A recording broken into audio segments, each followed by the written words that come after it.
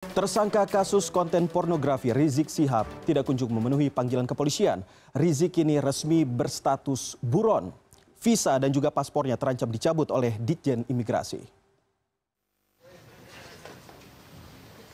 Kepolisian telah mengumumkan tersangka kasus konten pornografi Rizik Syihab masuk dalam daftar pencarian orang atau dengan kata lain, buronan pada 31 Mei 2017. Sebelumnya Rizik Syihab diketahui berada di Arab Saudi untuk kepentingan ibadah. Menurut nasihat hukum Rizik Syihab, status buron ini tidak diperlukan karena kliennya akan pulang jika ada garansi tidak ditahan. Habib Rizik dijamin pulang aman, tidak ditangkap, tidak ditahan, dan pasti akan memberi keterangan. Saya menggaransi dari segi advokatnya. Demi kepentingan penyelidikan, Polda Metro Jaya menyiapkan mekanisme red notice bekerjasama dengan Interpol jika Rizik tak kunjung memenuhi panggilan. Jadi kita berharap yang bersangkutan bisa kembali lah ya untuk bisa menghadapi proses hukum yang sementara dituduhkannya kepada yang bersangkutan. Tentu akan menjadi clear nanti lebih terang ya. Itu harapan kami ya. Mudah-mudahan ini bisa terdengar oleh yang bersangkutan. Ya. Apakah ada pengejaran ke? Kita tadi sudah gelar di Barreskrim dan di Binter untuk bisa mengeluarkan karena tersangka sudah, DPO sudah, penangkapan sudah, akan dikeluarkan red notice. Kita tunggu nanti hasil daripada gelar tersebut apakah dikabulkan tidak oleh Binter. Tapi kalau sudah ketentuannya memenuhi syarat biasanya dikabulkan ya. Artinya Ditjen Imigrasi turut mengupayakan pemulangan Rizik lewat koordinasi dengan Badan Imigrasi Arab Saudi. Tapi koordinasi lisan itu sudah ada. Tinggal kita menunggu surat secara resmi sehingga kita punya dasar untuk melakukan upaya pemulangan warga negara Indonesia yang dinyatakan sebagai masuk dalam daftar pencarian orang, dan itu bisa kita dengan menyatakan mencabut paspornya. Paspor dan visa pemimpin organisasi massa FPI Rizik Syihab kini terancam dicabut. Andri Edsada, CNN Indonesia.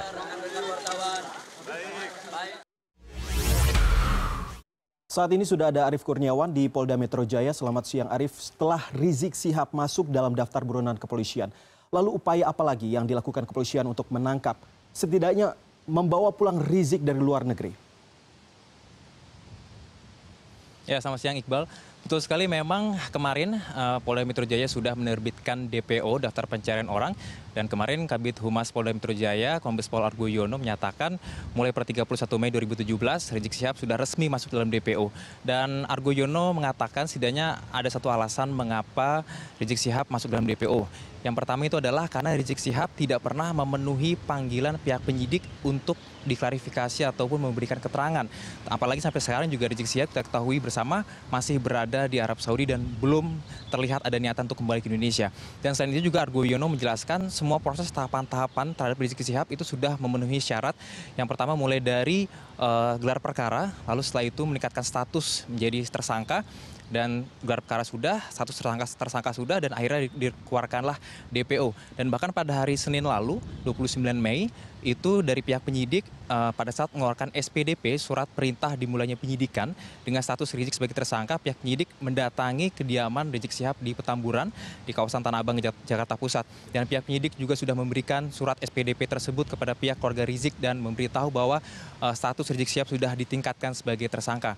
Dan upaya-upaya terus dilakukan oleh pihak penyidik, dan salah satunya adalah dengan melakukan koordinasi dengan Ditjen Imigrasi. Sebetulnya dari pihak penyidik ini sudah berkomunikasi dengan pihak Ditjen Imigrasi, dan salah satu opsinya adalah dengan mencabut paspor dari Rizik Syihab. Namun kemarin pada saat saya menanyakan kepada Argo Yono, sampai kapan sih sebetulnya visa dari Rizik Syihab ini habis masa berlakunya, namun Argo Yono tidak mau memberikan komentar dan berkata itu masuk dalam materi penyidikan sehingga tidak bisa dipublish kepada media.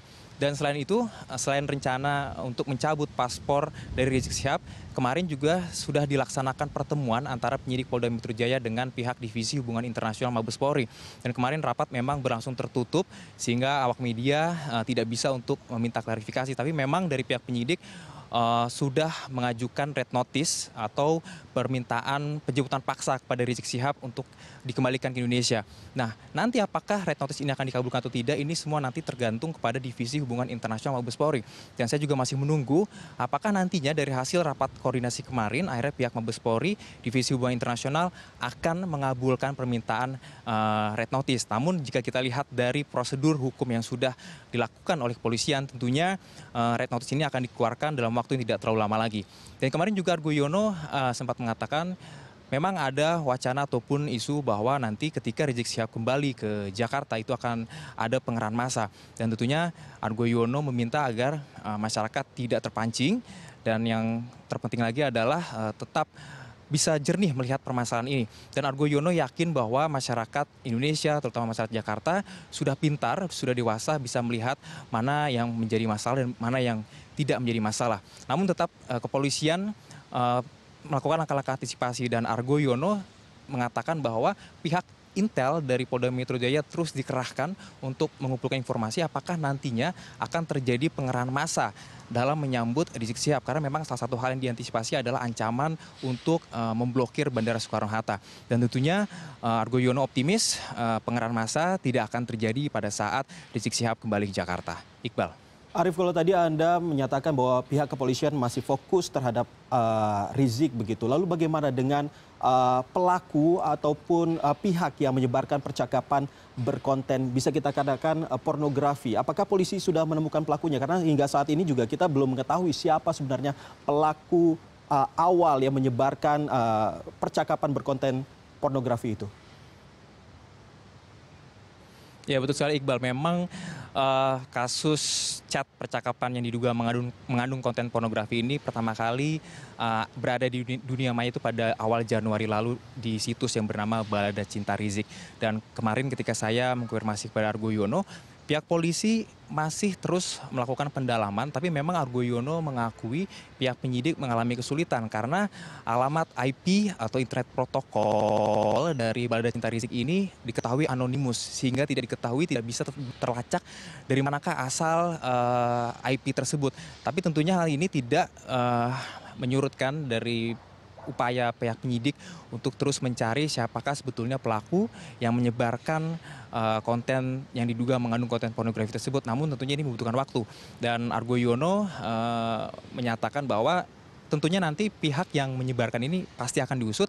Namun yang terpenting sekarang adalah fokus kepada pelakunya, karena memang dari Rizik Syihab dan juga Firza Hussein ini sudah memenuhi unsur pidana, ada percakapan sebagai pelaku ataupun pembuat konten pornografi. Karena memang dari kesaksian saksi ahli, yaitu Effendi Saragih, ahli pidana hukum dari Universitas Trisakti, menyatakan di dalam percakapan tersebut memang diketahui disebut bahwa Rizik Syihab lah yang meminta kepada Firza Hussein untuk mengirimkan foto tanpa menggunakan busana, dan dari permintaan tersebut itulah yang akhirnya memenuhi unsur pidana mereka sebagai pelaku ataupun pembuat konten yang mengandung konten pornografi. Iqbal. Baik Arief, terima kasih. Tentunya kita sama-sama menunggu bagaimana pihak kepolisian membuktikan siapa pelaku dari penyebar, bisa kita katakan sebagai berkonten pornografi ini. Terima kasih Arief Kurniawan atas informasinya.